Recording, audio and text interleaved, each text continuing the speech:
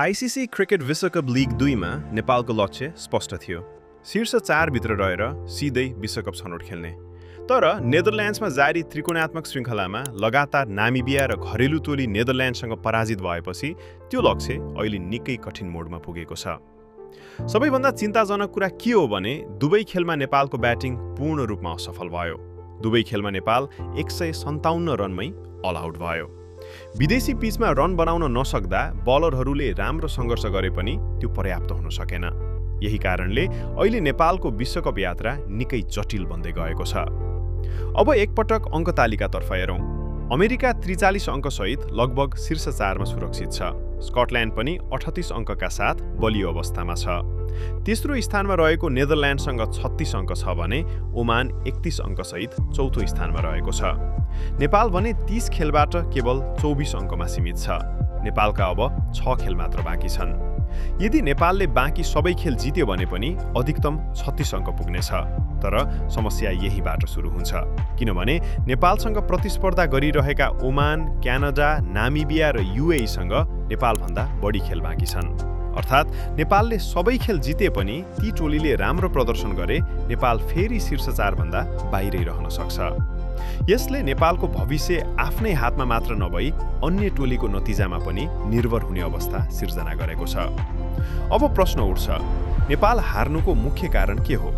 उत्तर स्पष्ट छ, ब्याटिङ। नामिबिया विरुद्ध कप्तान रोहित पौडेलले 31 रन बनाए, दिपेन्द्र सिंह ऐरीले 30 रन जोडे, तर अन्य कुनै ब्याटर टिक्न सकेनन्। नेदरल्यान्ड्स विरुद्ध पनि कथा उस्तै रह्यो। आरिफ शेखले 41 रन बनाए, गुलसन झाले 29 रन जोडे, तर ठूलो साझेदारी बन्न सकेन। झन् चिन्ताको विषय त नेपालको शीर्षक्रम हो। कुशल भुर्तेल, आसिफ शेख र ईशान पाण्डेले लगातार राम्रो सुरुवात दिन सकेका छैनन्। ओपनरहरू छिट्टै आउट भएपछि सम्पूर्ण दबाव मध्यक्रममा पर्छ र त्यो दबावले नेपाललाई ठूलो स्कोरसम्म पुग्नै दिइरहेको छैन। अन्तर्राष्ट्रिय क्रिकेटमा 150 देखि 160 रन बनाएर खेल जित्ने अपेक्षा गर्न निकै कठिन हुन्छ। अर्कोतर्फ नेपाली बलरहरूको प्रदर्शन भने नराम्रो भन्न मिल्दैन। नेदरल्यान्ड्स विरुद्ध 158 रनको लक्ष्य बचाउने क्रममा नेपालले घरेलु टोलीलाई 74 रनमै 4 विकेटको अवस्थामा पुर्याएको थियो।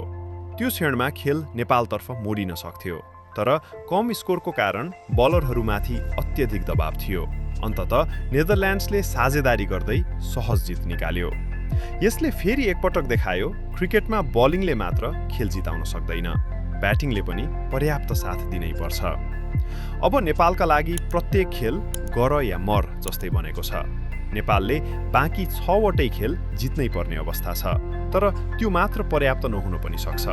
साथै नेपालले आफ्नो ब्याटिङमा ठूलो सुधार गर्नै पर्छ। विशेष गरी शीर्षक्रमले जिम्मेवारी लिन सकेन भने विश्वकप छनौटको सपना निकै टाढा जान सक्छ। आगामी खेलमा टोली व्यवस्थापनले अर्जुन कुमाल वा भीम सार्कीलाई अवसर दिने सम्भावना पनि देखिन्छ। यदि नयाँ खेलाडीले राम्रो सुरुवात दिलाउन सके भने नेपालको ब्याटिङमा केही सकारात्मक परिवर्तन आउन सक्छ।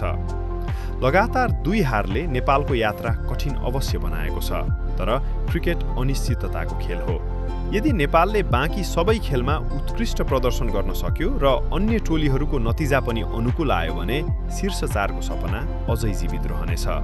अब हेर्न बाँकी छ, के नेपाली टोली दबावबाट बाहिर निस्केर ऐतिहासिक पुनरागमन गर्न सफल हुन्छ?